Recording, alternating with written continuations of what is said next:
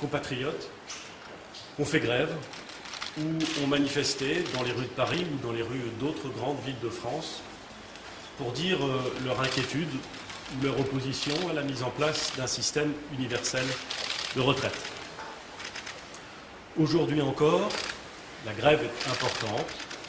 Elle est moins puissante à l'Éducation nationale, mais elle reste forte dans les entreprises de transport public, au premier rang desquelles la SNCF et la RATP. Comme tous les Français, je sais que lorsque des grèves importantes se déroulent dans ces entreprises de transport public, la vie de nos concitoyens s'en trouve affectée. Il est plus difficile de se rendre au travail, plus délicat d'aller chercher ses enfants à l'école, parfois compliqué de pouvoir rendre visite à ses proches. J'entends bien entendu tous ceux qui exercent leur droit parfaitement légitime de faire grève et de manifester, mais j'entends aussi ceux qui souffrent d'une certaine façon, en tout cas qui subissent les désagréments liés à l'exercice de ce droit. Je veux leur dire que le gouvernement, conscient des difficultés qu'il rencontre, continuera de mettre à leur disposition le maximum de moyens destinés à limiter l'impact de ces grèves. Je pense à l'incitation au covoiturage, je pense évidemment au télétravail, je pense à la mise en place de lignes de bus à l'intérieur des villes ou, le cas échéant, entre les villes.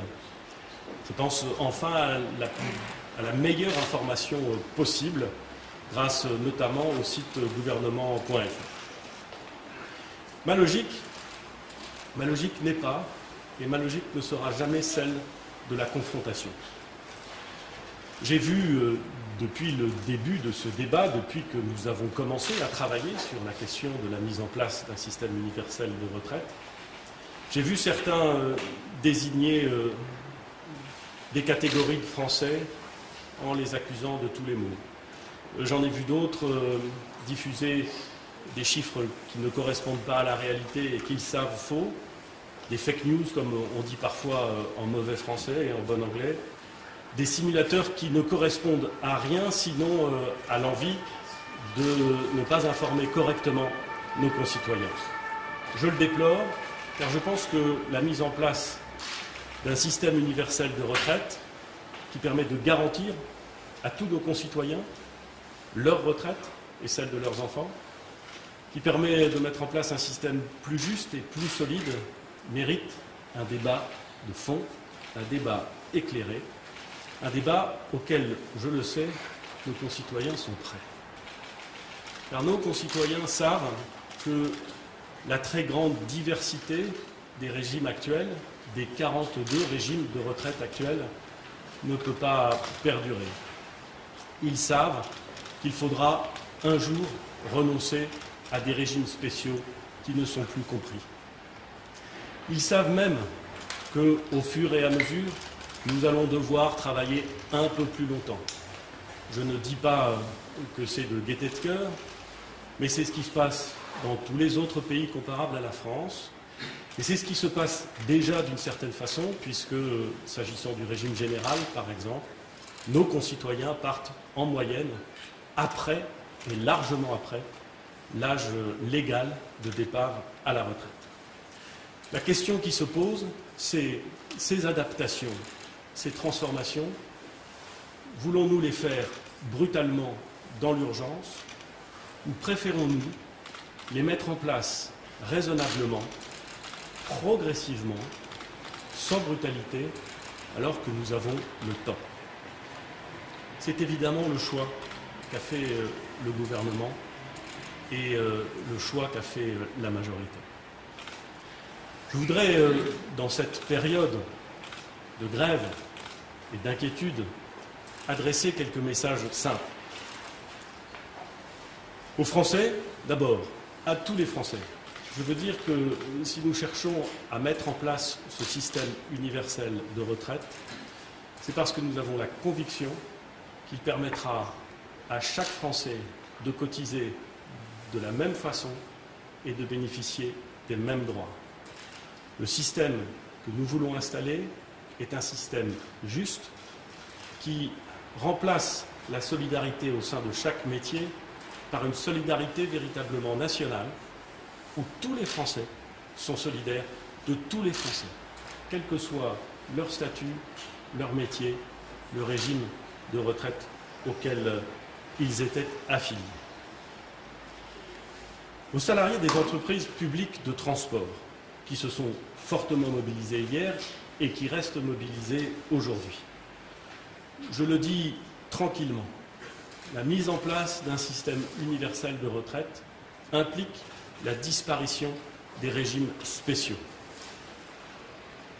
Je ne crois pas que les Français puissent durablement accepter des régimes qui conduisent aujourd'hui certains à partir, alors qu'ils font le même métier, avec un peu plus et beaucoup plus tôt que d'autres.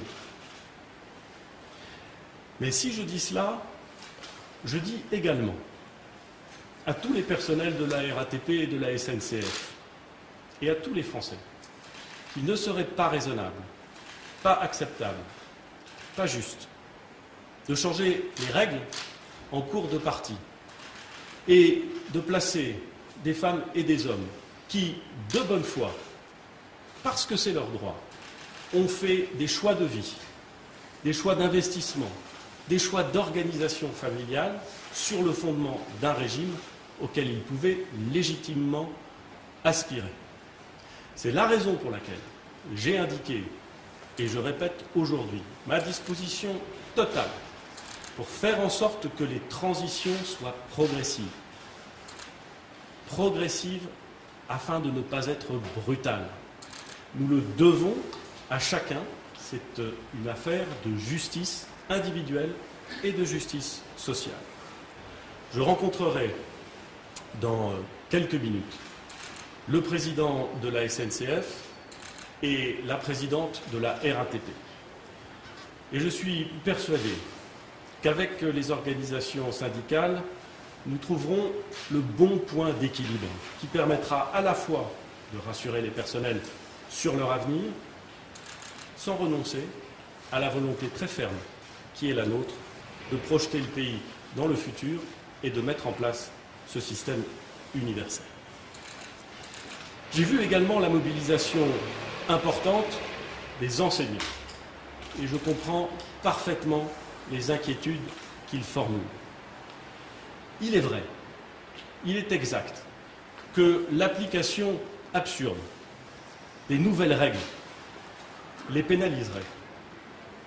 Et c'est d'ailleurs tellement vrai que nous avons dit dès le début, avec le président de la République, que nous nous engagions à ce que les pensions des enseignants de France ne baissent pas.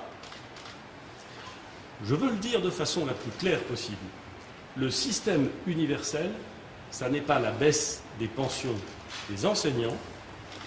Au contraire, c'est la revalorisation progressive de leur traitement, de façon à ce que leur pension, leur pouvoir d'achat, au moment des retraites, ne baisse pas. Un dernier mot. Je crois, et je l'ai toujours dit, au dialogue social. Et il est arrivé, dans les mois, peut-être dans les années qui ont précédé ce moment, que certains critiquent le gouvernement pour la verticalité avec laquelle il aurait pris des décisions. Nous avons, s'agissant de la mise en place du système universel de retraite, fait le choix du dialogue social. Dès janvier 2018, jusqu'à juillet 2019 dans la première phase. Puis, depuis août 2019 jusqu'à la semaine prochaine, nous avons fait le choix, avec le haut-commissaire Jean-Paul Delevoye, avec la ministre des Solidarités et de la Santé Agnès Buzyn, de rencontrer, de discuter avec le plus grand nombre possible d'organisations syndicales et avec les Français. Je rappelle la consultation qui a été engagée par le haut-commissaire et les réunions publiques tenues par le président de la République par moi-même, par le haut-commissaire, afin d'échanger avec les Français sur ce système universel que nous voulons construire. Le dialogue social, c'est respecter le calendrier que nous nous sommes fixés. C'est écouter et c'est essayer d'intégrer les propositions qui sont formulées. C'est la raison pour laquelle la ministre des Solidarités et de la Santé et le haut-commissaire aux retraites rencontreront lundi l'ensemble des organisations syndicales et patronales pour clôturer le cycle de négociations sociales et de débat avec les Français qui a été ouvert sur le sujet des retraites. Ils établiront un bilan complet des attentes, des préoccupations, des points d'accord et des points de désaccord. Je présenterai ensuite, mercredi prochain, à 12 h, au Conseil économique, social et environnemental, qui est la chambre du dialogue social et des corps intermédiaires, l'intégralité du projet du gouvernement. Le débat pourra ainsi s'organiser autour de propositions claires qui prendront en compte bien des propositions formulées par les organisations syndicales et qui garantiront aux Français la justice, la solidité, la solidarité de leur système de retraite. Je vous remercie.